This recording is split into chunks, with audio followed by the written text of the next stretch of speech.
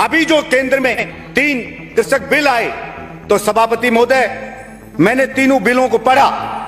मैं पढ़ करके कंफ्यूज हुआ कि पहला जो बिल था उसमें था कि साहब कि कोई भी कितनी भी कहीं भी खरीद कर सकता है, कंपनी खरीद कर सकती है, व्यक्ति कर सकता है। तो मैंने देखा ये तो कानून पहले से भी है, कृषि विपणन बोर्ड का डायरेक्टर है, उससे कोई भी कंपनी, कोई भी व्यापारी लाइसेंस लेके खरीद कर सकता है, फिर इस बिल की कहां से आवश्यकता होगी।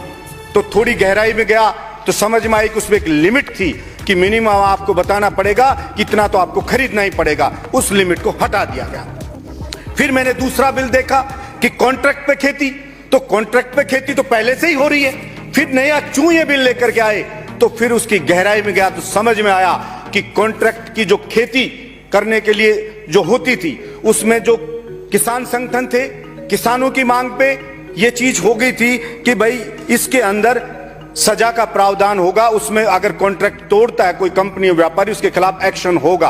तो उस चीज को हटाने के लिए ये बिल लाया गया। फिर मैंने तीसरे बिल को देखा कि ये तीसरा बिल किस लिए आया, उसमें आया कि साहब इसमें भंडारण की छूट दी जाएगी। तो मेरा एकदम से सर उस चीज से लेकर के चकरा गया कि भला मैं समझ नहीं पा रहा तब कि ये चीज क्यों हो रही है। तो मुझे अच्छे से समझ में आया कि तीनों बिल लाए किस लिए गए हैं।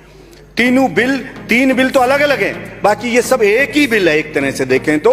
और ये मैं अच्छे से समझ गया, मुझे समझ आ गया कि इस कोरोना में देश बर्बाद हो गया, मजदूर बर्बाद हो गया, किसान बर्बाद हो गया। जब कहते थे घर बैठ करके खाना खिलाओ, मेरे देश के किसान ने घर बैठे हुए हिंदुस्तान की जनता को खाना खिलाया, और सबके सब बर्बाद हो रहे हैं। और ये अडानी अंबानी की कई गुना संपत्ति क्यों बढ़ गई, ये मेरे को समझ में ये इस बिल देख करके आया कि ये इसलिए हुआ कि अडानी और अंबानी का पेट नहीं भर रहा, उनका पेट इतना बड़ा हो गया है जो सब कुछ खा गए, एयरपोर्ट खा गए, रेल खा गए, देश को खा गए, फिर भी भरने का नाम ही नहीं ले रहा है। तो अब कहते हैं इस किसान को भी जड़ मूल से खाना चाहते हैं, उस किसान को, इसलिए बिल लाया गया है। और इस बिल में ला करके होगा क्या सभापति महोदय, जैसे मेरे कई साथियों ने बताया कि जियो आया कि फ्री के अंदर आपको नेट दिया जाएगा, फ्री में आप बात करिए। और जो एयरटेल जैसी दूसरी कंपनियां थी स्थापित, उन सबको भी खा गया और आके पूरे मार्केट पे कब्जा कर लिया, और फिर कह दिया कि अब पैसे देने पड़ेंगे, ताकि लोगों को मजबूर कर दिया।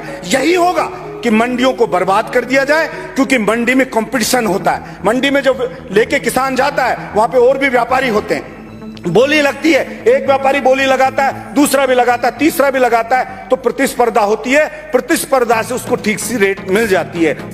जब ये सब हो जाएगा, मंडियां खत्म हो जाएंगी, सब चीज खत्म हो जाएगी, और फिर ये जो बड़े लोग हैं, क्योंकि उनके पास पैसा है, किसान के पास इतना पैसा नहीं है, छोटे आदमी के पास इतना पैसा नहीं है कि भंडारण कर सके, वो वेयर हाउस बना सके, वो कोल्ड स्टोरेज बना सके। और अडानी अंबानी आएंगे और सब कुछ खरीद लेंगे, वेयर हाउस बड़े बड़े बना देंगे, और कहेंगे मंडी से ज्यादा पैसे में खरीद रहे हैं। और जब सब कुछ बर्बाद हो जाएगा, सब भंडारण कर लेंगे, पूरे देश का अनाज सब कुछ कर लेंगे, फिर कहेंगे कि आप मुंह मांगी रेट पे इसको मार्केट में बेचेंगे, और आपको लेना पड़ेगा, जनता को लेना पड़ेगा, और वो प्रॉफिट कमाएंगे। इसलिए ये भंडारण की शर्त को हटाया गया है। इसलिए मैं कहना चाहता हूं कि मेरे राजस्थान की जनता ने, आपने मांगा केंद्र के लिए कि हमारे को 25 की 25 सीट दो। मेरे राजस्थान की भोली भाली मेहनत कश जनता ने 25 की 25 सीट जिता करके आपको दे दी। ऐसे ऐसे लोगों को जिता दिया एमपी, जो जीतने के बाद जनता को गांव में जाके जीत कर धन्यवाद तक देने आज तक नहीं आए। गांव के अंदर जनता ढूंढ रही है उनको, लेकिन उनको रिकॉर्ड मतों से जिता के भेज दिया, इस आशा में कि शायद हमारे लिए कुछ होगा। उन्हें बड़े बड़े सपने दिखाए गए थे, लेकिन आज वो जनता ठगा सा महसूस कर रही है। आप लोग ये कहते हैं कोई विरोध नहीं हो रहा है, कोई कुछ नहीं हो रहा है, ये इनोसेंट मेहनत कश मिडिल क्लास परेशान लोग हैं।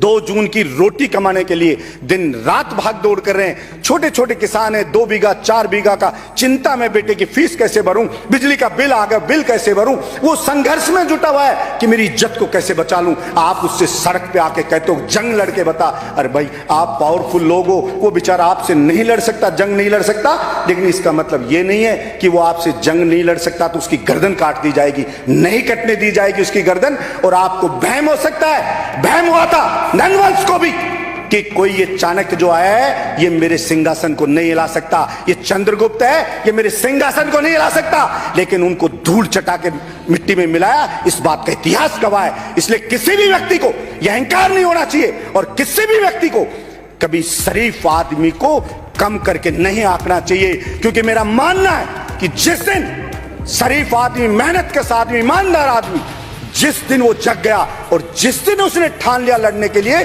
तो फिर ये जो ढोंग ढांग कर करके बनने वाले लोगों की औकात नहीं है कि उनके सामने क्षण भर भी वो मुकाबला कर लें। इसलिए मैं आपसे निवेदन करता हूं, बाजरा मेरे राजस्थान में, बाजरा सभापति महोदय, पूरे हिंदुस्तान में जितना बाजरा पैदा होता है उसका 41.3% बाजरा राजस्थान स्टेट अकेला पैदा करता है। लेकिन मेरे को बड़ी अफसोस हुआ कि कोई भी यहां विधानसभा में भी इस बात की चर्चा नहीं करता कि जो मुख्य फसल है हमारे राजस्थान की, उसको एमएसपी पर क्यों नहीं खरीदा जा रहा, उसको एमएसपी पर नहीं खरीदा जा रहा है। और अब लोगों ने कहा चिट्ठी नहीं लिखी, वो नहीं लिखी, सिर्फ एक बार 16 में जब खराब हो गया, दबाव पड़ा, तो एक बार बाजरा खरीदा गया, नहीं पहले भी बाजरा नहीं खरीदा गया। खत्म कर रहा हूं सभापति महोदय, 2 मिनट लूंगा, पहले भी नहीं खरीदा गया। इसलिए कोई कभी इस बात की किसी एमपी को मैंने आवाज उठाते लोकसभा में नहीं देखा कि वहां पे वो कहते कि राजस्थान में बाजरे की फसल है उसको एमएसपी पे खरीदा जाए। एमएसपी पे रेट जो उसकी बाजरे की है 2125 रुपए रेट है सभापति महोदय, और बाजरा मार्केट में बिक रहा है 1200 रुपए क्विंटल बिक रहा है, मतलब लगभग डबल रेट पे अगर वो बिकता तो किसान को कितना फायदा होता, किसी ने उसकी चिंता नहीं की।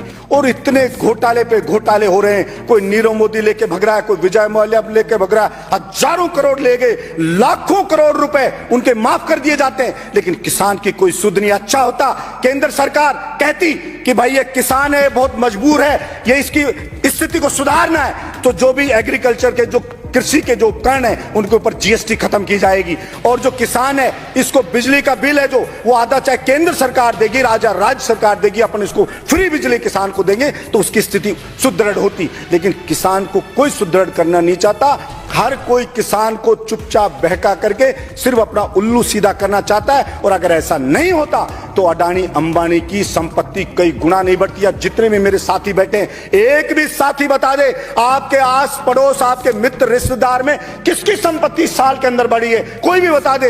हर आदमी की संपत्ति गिरी है, हर आदमी बर्बाद हुआ है, फिर अडानी अंबानी में कौन सी चीज है कि उनकी संपत्ति कई गुना बढ़ती जा रही है? ऐसा कौन सा वो कहां से पैदा हो गए कि सब कुछ उनका बढ़ता जा रहा है? लेकिन मैं समझाऊं कि सरकारें नीतियां ऐसी बनाती है कि उनको मालामाल कर दिया जाता है और गरीब आदमी, मेहनत का आदमी के खून को चूस लिया जाता है। नोटबंदी हुई थी सभापति महोदय, तो सपना दिखाया गया था गरीब जनता को, मेहनतकश जनता को, कि नोटबंदी होने के बाद में अमीर और गरीब के बीच की खाई पाट दी जाएगी, अमीर और गरीब बिल्कुल बराबर हो जाएंगे। लेकिन उस नोटबंदी को बंद हुए इतना समय हो गया और उसके बाद वो गरीब की तो बावड़ी नहीं, वो गरीब तो बेचारा और गरीब होता चला गया और कुछ बर्बाद होता चला गया, और अडानी और अंबानी की संपत्तियां कई गुना बढ़ती चली गई। इसलिए उस जनता के अब समझ में आ गया है कि वो नोटबंदी किस लिए की गई थी। इसलिए मैं आपके माध्यम से मैं प्रार्थना करता हूं, मैं तो विपक्ष से भी प्रार्थना करता हूं, प्रधानमंत्री जी से प्रार्थना करता हूं कि मेरे देश की इमोशनल जनता ने आपको अपेक्षा से कई गुना ज्यादा समर्थन दिया है, आप उनकी भावनाओं से नहीं खेलें। और जो आपने कानून बनाया है ये गलत बनाया है, और आपको लग रहा है कि जनता समझेगी नहीं, मेरे विपक्ष के साथियों को लग रहा है कि जनता समझेगी नहीं, लेकिन आप गलत फहमी में, ये जनता सब चीजों को समझेगी। और इस आने वाले उस खतरे को आप देख लीजिए, नहीं देखा तो आगे जो होगा जनता के साथ, वो आने वाली पीढ़ियां हमारे को माफ नहीं करेंगी कि ये काला कानून बन रहा था लेकिन किसी ने विरोध नहीं किया। इसलिए हो सकता है मेरा बोलना, मेरा प्रयास, मैं चाहे आंदोलन करना पड़ा तो वो भी करूंगा, मेरा प्रयास हो सकता है सागर में बूंद के जैसा ही हो, लेकिन मैं फिर भी करूंगा। मैं उसी चिड़िया की तरह करना चाहता हूं। जंगल में एक बार आग लग गई तो एक चिड़िया चोंच में भर भर के पानी लाके आग के ऊपर डाल रही थी बुझाने के लिए। दूसरे जानवरों ने पूछा आग इतनी भयानक है और आप चिड़िया जरा सा पानी ला करके इस आग को कैसे बुझा दोगे? तो चिड़िया ने कहा कि मैं जानती हूं हो सकता है मेरे कहने से आग ना बुझे, लेकिन जब भी इतिहास लिखा जाएगा कि आग लगी तो किस किसने बुझाने का प्रयास किया, तो मेरा नाम आग बुझाने वालों में लिखा जाएगा। इसलिए मैं चाहता हूं जो भी सदस्य इसका विरोध करेगा, इतिहास में उसका नाम लिखा जाएगा कि वो किसान के पाले में खड़ा था, व्यापारियों के पाले में नहीं खड़ा था। और निश्चित रूप से मान के चलिए कि देश की जनता जगेगी और ये अडानी अंबानी है, इनके मंसूबों पर कहीं पूरे नहीं होने देगी। ये मैं कहना चाहता हूं। किसान का बेटा है, उसको नौकरी नहीं दे सकते हैं, किसान की फसल खरीद नहीं रहे, उसको रेट नहीं दे सकते हैं, और फिर भी उसको बर्बाद करने में लगे। कितनी ही भर्तियां पेंडिंग पड़ी हैं, उनको नहीं कर रहे। मैं राजस्थान सरकार से भी मांग करता हूं कि केंद्र सरकार नहीं खरीद रही है तो आप खरीदिए, लेकिन बाजरे की फसल को एमएसपी रेट पे खरीद शुरू करें। जब सारी फसल बिक जाती है सभापति महोदय, तब एमएसपी पे खरीद चालू होती है। क्या पता नहीं है सरकार को? क्या सारे के सारे मंदबुद्धि है सरकार में बैठे लोग कि भाई इसकी एमएसपी पे ये फसल इस टाइम आती है, डेट निश्चित कर दी, आप लाइए फसल को बेचिए, हम खरीदेंगे। लेकिन सारी फसल बिक जाती है, तब घोषणा करने के लिए उसको खरीदा जाता है, और वो भी एक लिमिट में खरीदा जाता है। इसलिए इस किसान के साथ इतना ज्यादा अन्याय मत करो, इतना ज्यादा अत्याचार मत करो कि आपको नरक में भी जगह ना मिले। ऐसा कृत्य ना करो।